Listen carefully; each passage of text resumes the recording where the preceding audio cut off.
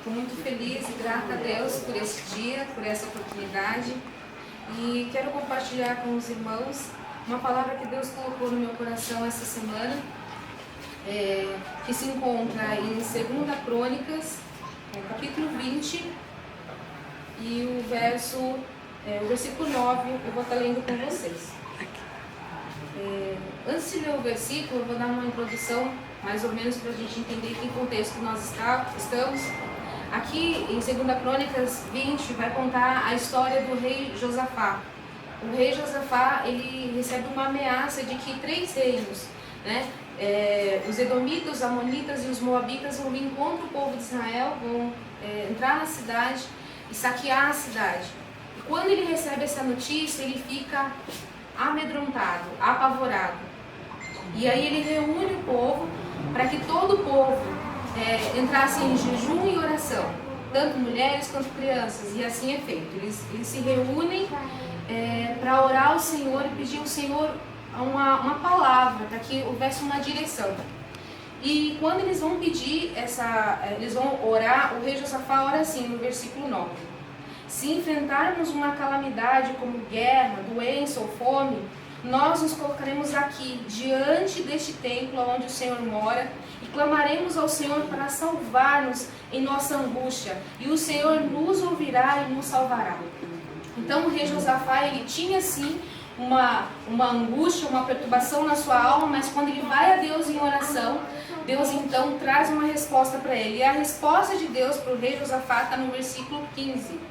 A resposta de Deus é essa, e ele diz: escutem-me todos vocês, povo de Judá e de Jerusalém, e também o rei Josafá, assim diz o Senhor: não tenham medo, não fiquem desanimados por causa desse exército poderoso, pois a batalha não é de vocês, mas de Deus. Então o Senhor deu a certeza para eles naquele momento que o Senhor pelejaria por eles. E que coisa maravilhosa é quando nós estamos angustiados, necessitando de uma palavra, buscamos a Deus através do jejum para que o nosso coração fique alinhado ao coração de Deus e Deus nos dá uma resposta favorável.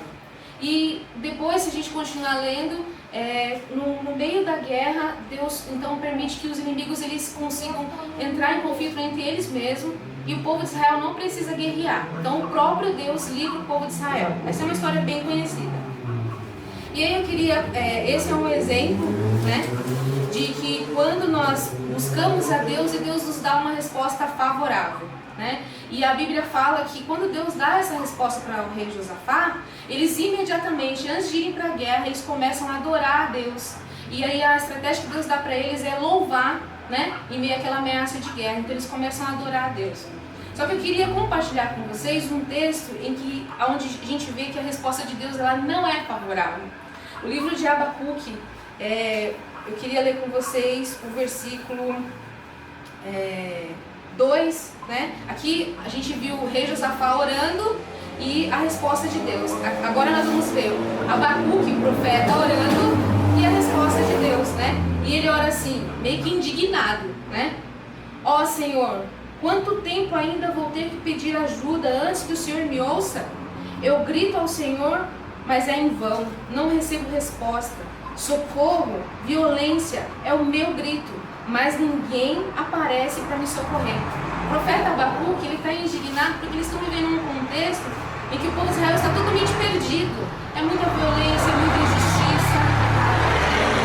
é muita violência, injustiça, corrupção, e eles estão totalmente perdidos. E aí Abacuque, num tom de indignação, ele vai questionar Deus, Mas Senhor, parece até que o Senhor não está vendo o que está acontecendo, E aí Deus dá uma resposta para Abacuque, e a resposta eu estou preparando os caldeus, uma nação cruel e violenta, que marchará por toda a terra para apoderar-se de moradas que são suas, E no 9 diz assim: quando eles surgirem para atacar, todos ficam tão apavorados que não é possível organizar a reação. Fazem tantos prisioneiros que é impossível contar. Então, Abacuque vai pedir uma resposta para Deus, uma orientação para Deus, e Deus dá uma resposta não tão favorável, não dentro daquilo que ele queria receber. E qual que é o nosso posicionamento quando as coisas dão errado? Qual que é o nosso posicionamento quando as coisas acontecem de uma forma que a gente gostaria que não acontecesse? De que forma o nosso coração deve reagir. Hoje a gente está vivendo um contexto mundial, né? Uma crise global. Mas vamos dar uma pausa nisso que está acontecendo lá fora e vamos trazer agora como um indivíduo. O que acontece dentro do nosso coração quando a gente recebe um não de Deus ou uma resposta não tão favorável àquilo que a gente estava esperando, né? Normalmente um ser humano, quando ele recebe um não só de Deus, mas o primeiro sentimento, ou um dos sentimentos que mais som do nosso coração é a frustração. E depois da frustração, o segundo passo é você ter um ímpeto de ira, sabe? Aquela frustração dentro de você, ela sai para fora como uma ira, né? E depois disso a gente tem 2 passos a seguir e 2 coisas a escolher. Ou a gente vai para o caminho da cura ou a gente vai para o caminho da amargura. Então, diante da frustração, diante do caos que você tem vivido como indivíduo, né? Na tua história, dentro do teu contexto, porque a gente está falando hoje mais dessa situação aí lá fora que está acontecendo do vírus. Mas vamos olhar agora como um indivíduo, porque o Senhor ele nos trata como indivíduo. Como que você reage quando você se sente frustrado, né? E mais pra frente a gente vai ver que o povo de Israel, esse mesmo povo que Abacuque estava orando, a gente vai ver que eles foram levados cativos, foram levados prisioneiros, perderam a sua identidade, eles viveram um bom tempo sem identidade, prisioneiros, né? E você vê que a mesma Abacuque orando, isso não livrou ele daquilo que Deus, nem ele nem a nação de Israel, daquilo que Deus já tinha programado. Mesmo que eles tivessem orado, clamado por misericórdia, existia um plano, e o plano era para que o povo se achegasse a Deus. Em todo tempo a Bíblia ela deixa muito claro isso. Tudo aquilo que Deus promove é para que nós nos cheguemos a Deus. Hoje as pessoas estão tão preocupadas com o vírus, mas a nossa maior preocupação, eu acredito que não deve ser o vírus, mas é se Jesus se faz presente na nossa vida. Por quê? Porque às vezes a gente fica tão preocupado com esse caos que está acontecendo aí fora, quando na verdade o que a gente mais precisa é ter Jesus habitando em nós. Quando Davi ele fala, o Senhor é o meu pastor e nada vai me faltar, não é porque Deus vai dar tudo o que Ele quer como um menino mimado. Na verdade é porque Deus é tudo que Davi precisa. Então é isso que nós precisamos entender. O Senhor ele é a porção, Ele é a nossa alegria, Ele é a nossa força, Ele é o nosso sustento, é tudo que nós precisamos. Ainda que tudo esteja um caos, ainda que a resposta seja contrária, o Senhor é tudo que nós precisamos. Então se amanhã esse caos lá fora mudar, amém, glória a Deus. Se não mudar, amém, glória a Deus também. Por quê? Porque nós temos o Senhor, que é a nossa porção, que é aquilo que nós necessitamos. E Abacuque ele entendeu isso, sabe por quê?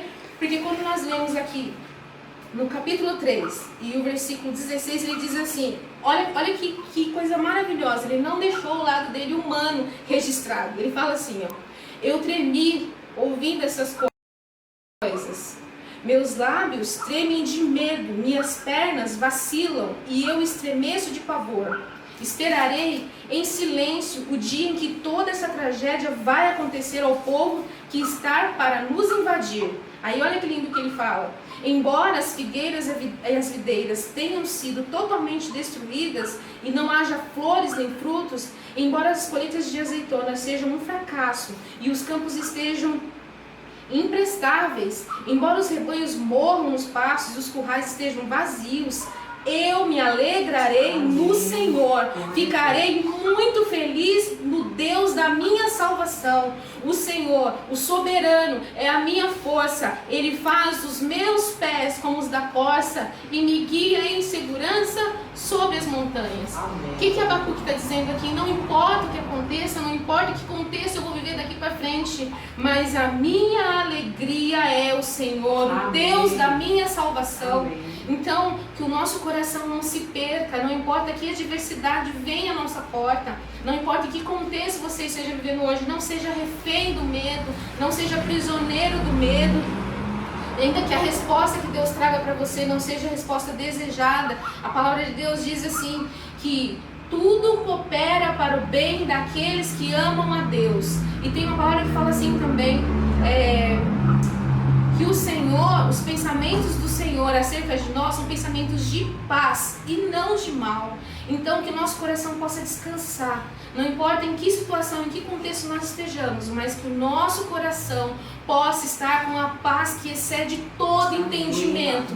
Então não é a circunstância, não é o cenário que vai dizer de que maneira eu devo agir, mas é a minha fé, a minha confiança em Deus que vai guiar os meus passos. A palavra diz que Ele faz os meus pés como os da corça e me faz andar em lugares altos. Então, se nós temos a mente de Cristo, se nós temos esse Deus que zela por nós, que guarda as nossas vidas e que tem nos guardado até hoje, nós não vamos deixar que a nossa fé se abale. Que nós possamos ir, que se você falar, Cláudia, mas a minha fé é tão pequena. Deus, Ele é a fonte inesgotável de todas as coisas. Só fala, Senhor, acrescenta a minha fé.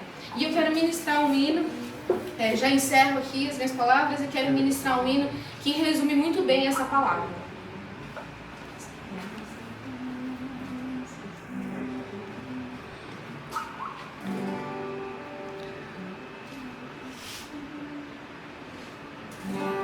Esta paz